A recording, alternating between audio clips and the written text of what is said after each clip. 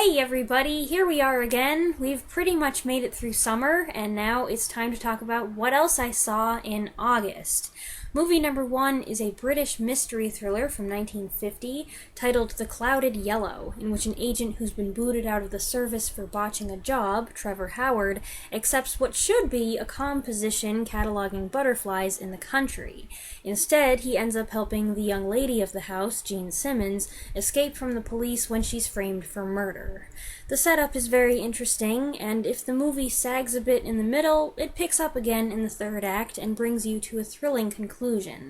There's a fairly good twist and a little romance, which is fine if you don't mind the age gap, and it's nice to see Trevor Howard playing a role that's different from his norm. Not quite to a brief encounter degree, but he's not playing a dry military official. Movie number two is a 1940 film directed by John Ford, The Long Voyage Home, a collection of 4 vignettes about the crew of a tramp steamer heading home in 1940, wary of the ammunition in their cargo hold and of the German U-boats that may come after them. On paper, this sounds like a movie I'd enjoy, but I just didn't feel it. The ensemble cast includes Thomas Mitchell as the hot-headed leader of the pack, Ian Hunter as a troubled alcoholic, and John Wayne as a Swede whose return home is long overdue, along with Ward Bond and Barry Fitzgerald. It's a beautiful-looking film, featuring some excellent Greg Toland photography. There are a couple scenes that are quite moving, and the sequence with the German plane is great. But from the beginning, I didn't like most of the men, and that impression never really changed. The scene where they read the private letter infuriated me. I wanted to murder them. And the final part was so frustrating that neither me nor my dad could stand it. So, yes, the movie looks good, it's got a few compelling moments. I did like John Quaylen and John Wayne's characters, and props to Wayne for pulling off a subtle Swedish accent, but the rest of it just annoyed me too much. Movie number 3 is The Mad Miss Manton, a mystery thriller from 1938 starring Barbara Stanwyck as a high society lady who discovers a dead body, but when the skeptical police come to investigate, the body's disappeared. No one believes her story, including a clever newspaper editor played by Henry Fonda, so she and her entourage go on the hunt for the body and the killer themselves. The mystery itself is really of secondary importance here. It's an excuse for fun sleuthing and capers. Stanwyck and Fonda are an enjoyable comedy duo. This is 3 years before they starred together in the more famous Preston Sturges comedy, The Lady Eve. Stanwyck here is very plucky, and Fonda is much more lively and comedic than I've ever seen him. His character is an assertive romantic lead, not just the straight man being taken advantage of. There's some great witty dialogue from the leads as well as from Stanwyck's pack of girlfriends, and I really liked Sam Levine's harassed police lieutenant with stomach trouble, who's like a forerunner for James Gleason in Arsenic and Old Lace and Liam Dunn in What's Up, Doc. The Mad Miss Manton wasn't an uproariously funny film, but it's a smart blend of slapstick and verbal wit that got several chuckles out of me, with a sassy script that probably would be substantially altered if written today. Movie number 4 is one I was excited to check out, 1962's How the West Was Won, a historical epic about the settlement of the western frontier. Comprised of 5 sections filmed by 3 directors, Henry Hathaway, George Marshall, and John Ford, united by a focus on one family, the movie is narrated by Spencer Tracy and features a tremendous cast of stars in major and minor roles. It's an impressive spectacle. Alfred Newman wrote a sweeping music score, plus Debbie Reynolds' central characters got some song and dance routines. It's a fun chance to see some of the biggest veteran stars in the business rubbing shoulders with up-and-comers of the early 60s, though often they're not on screen together. And it's a great showcase of the diverse geography of the United States, where everything's done on the largest scale possible, including the thrilling and agreeably over-the-top action sequences. It's a visually stimulating movie. However, I didn't end up liking it as much as I thought I would, partly because I didn't find any of the characters particularly endearing. It's telling a story that covers 3 generations, and it's a challenge to maintain an emotional connection to anyone, especially when the amount of time each actor gets varies by a wide margin, and nobody's allowed to get a close-up. That's the other thing. The cinematography, while impressive, can be a little odd. This was filmed in Cinerama, or Cinerama if you want to be fancy, which involved 3 synchronized images being projected onto a very wide, curved screen. All those wide shots help convey the huge scope of the landscape, but Cinerama has its drawbacks. Though the film has gone through a restoration process, you can still sometimes see the seams between the 3 panels, and in spite of recent efforts to make the image appear more natural on a flat screen, it can still get wonky. For example, a straight road looks curved, or someone walking from one end of the screen to the other gets larger in the center. While I acknowledge that in an ideal setting this movie might really be something, I can only review what I saw, and I found it kind of lacking. My favorite moment ended up being when George Peppard improvised a Jimmy Stewart impression. It was a personal, relatable thing, much needed when I felt so remote from the characters and the story being told. And once I noticed how disorienting the picture was, I couldn't stop noticing it. I became fixated on it. From what I've read, the process was a pain in the neck, especially for the directors. So while the film was a box office success, it seems to me that maybe the Cinerama gimmick was more trouble than it was worth, at least if you're unable to see the movie in the exclusive conditions it was intended for. Movie number 5 came out earlier this year, which I think makes it the first official 2020 movie that I've seen. Waiting for Anya, a World War II film about a shepherd boy in rural occupied France near the Pyrenees who gets involved in an endeavor to sneak Jewish children across the mountains into Spain. The story focuses on a young person, played by Noah Schnapp, but it's obviously for adults as well, with some pivotal moments of violence and tragedy. The film co-stars Jean Reno, Angelica Houston, and Thomas Kretschmann playing the corporal, a kindly German who befriends the main character but struggles with his place in the war. My parents and I really enjoyed this movie, as well as its magnificent scenery. Not sure why it has such a low score on IMDb, as I thought it was very good. Movie number 6 is also a World War II story, so this is like old times. 2014's Castles in the Sky, about Robert Watson Watt and the invention of radar, which became integral during the Battle of Britain, helping the British detect incoming German aircraft miles away so air raid warnings could be issued and the RAF could meet them head-on. If you've never heard of Robert Watson Watt, that's okay, I hadn't either, but I still liked the movie. It emphasizes the skepticism toward the concept, the development of the team, the opposition faced from an official who wanted to fund a death ray instead, and the strain the main character's long absence put on his marriage. The main antagonist was a bit cartoonish. I doubt he was as much a villain in real life as he was portrayed here for dramatic effect, but it was a good, enjoyable movie.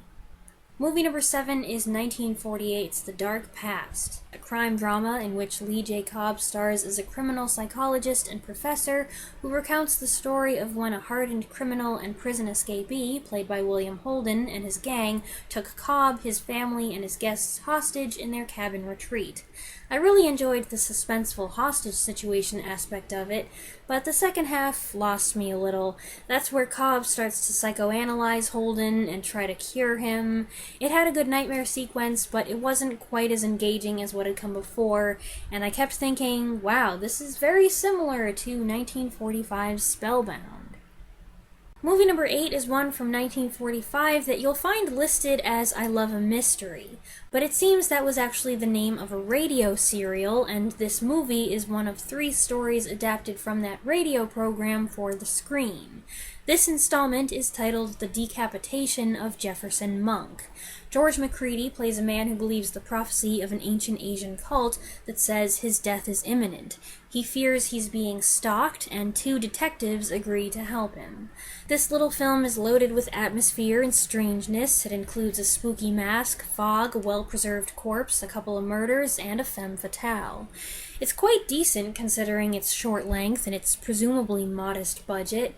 George McCready and his voice is always a treat, and he's not just playing a one-note villain here. This film paired him up with Nina Foch, with whom he co-starred later that year in My Name is Julia Ross, which I think I talked about in my very first What Else I Saw video. Movie number 9 is a 1950 film titled Crisis. Cary Grant plays a neurosurgeon on vacation with his wife in South America who gets coerced into operating on a dictator's brain tumor. Opposing forces within the country insist he botch the operation and let the dictator die, so Grant is thrown into a moral quandary. He dislikes his patient and his methods, but the other side aren't much better, and besides, he's a doctor with a duty to uphold the Hippocratic Oath. It's a different kind of role for Grant, who embraces the character's weary, sarcastic edge. Jose Ferrer plays the dictator, Gilbert Roland the resistance leader, Paula Raymond, Grant's wife, and silent film star Ramon Navarro has a small part as the loyal colonel. It's a tense drama with a few bursts of action and a couple ironic twists, which give it extra bite. Movie number 10 is one that several of you have mentioned in the past, The Monster Squad from 1987. A group of young classic movie monster fans find themselves trying to stop Dracula and company from taking over the world when the Count shows up in their town. When this movie was first mentioned and I looked it up, I felt like, I don't know about this. It's a love letter to Universal monsters of olden days, but it's geared toward 12 to 14-year-old boys, and that's not me, but I watched it, and there were definitely corny parts that made me roll my eyes, and lots of one-liners, some funny, some not. But boy, does it check a lot of the classic monster movie tribute boxes. We've got a kinda sexy, kinda creepy Dracula dressed just like Lugosi, we've got the three brides, an Easter egg armadillo in the crypt, Van Helsing, the Frankenstein monster's electrodes, a spooky castle, a spooky swamp, a spooky plantation mansion, the Wolfman in human form being restrained, the mummy dragging its foot, and so on. Plus, I really liked the cute little sister, scary German guy, the dad's partner, and little Eugene. All the members of the Monster Squad were surprisingly likable, even when they were trying too hard to be cool, including Rudy, who was trying so hard to be cool that he actually went all the way around and became cool. There's PG-13 creepiness if you came looking for some horror, and it wasn't too long, and I guess I liked it overall in spite of my initial doubts. Movie number 11 is 1972's Skyjacked, which stars Charlton Heston as the pilot of a plane who's told mid-flight that there's a bomb on board. The hijacker insists they redirect the flight or the plane will blow up, so the crew have to determine how to respond to these demands while trying to figure out who the hijacker is. I spent most of the movie trying to figure out if I'd seen it before, but I think I had it confused with Airport 1975, which also stars Charlton Heston. That's the one where Karen Black has to fly the plane. Skyjacked isn't part of the Airport series, but it sure feels like it could have been. The ensemble cast includes Yvette Mimieux, James Brolin, Gene Crane, Walter Pidgeon, and Rosie Greer. I liked the opening title music, composed by Perry Botkin Jr., and I liked the mystery of who the hijacker was, which gave the plot some additional tension. But once identity was confirmed, and especially when it moved on to the final part, my attention wandered. In other words, I got sleepy.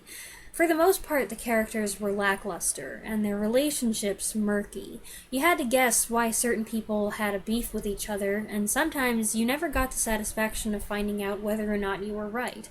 So, it was okay, sufficiently entertaining, but not great. By the way, I do hope to review the Airport series sometime. Not sure when, but I thought I'd throw that out there. Lastly, movie number 12 is 1965's Once a Thief. Alain Delon plays Eddie, a young man with a criminal past who's trying to make an honest living with his wife and daughter. But he hates seeing his family struggle for want of money, so when his brother comes back to town asking for his help on $1 million job, it's hard to resist.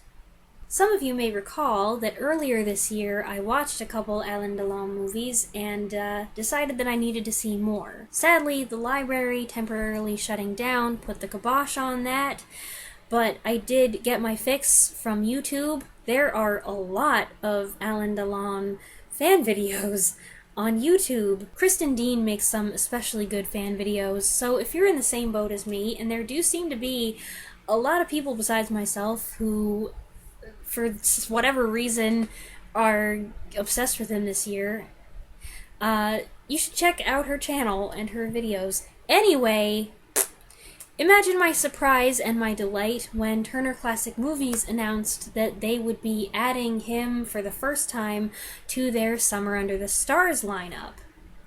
That was Monday. Unfortunately, much as I would have liked to park myself in front of the TV for 24 hours straight because Alain Delon is one of the most attractive men I've ever seen, that is not healthy or practical or, in my case, even possible. So I recorded some movies, I caught a few snippets live, I made sure that the library had the ones that I wasn't going to be able to see, and maybe I'll catch a couple of them on the app before they expire. It's a hard knock life. Anyway, Once a Thief is the one that I did get to see. It's one of the handful of American movies Delon made, and in a way, though it's very much a 60s movie, it's a noirish story. Convicted criminal anti-hero wants to go straight, but can't turn down tempting offer.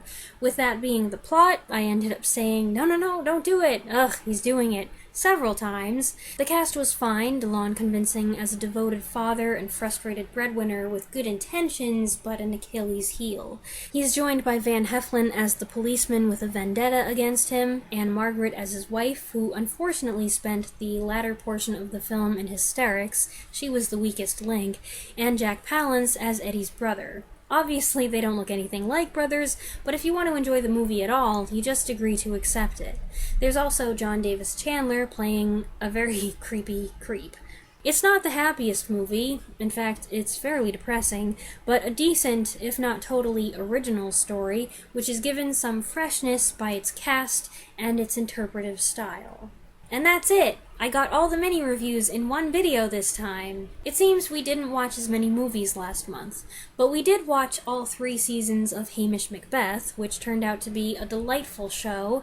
The stories were fun, sometimes silly, sometimes shockingly serious.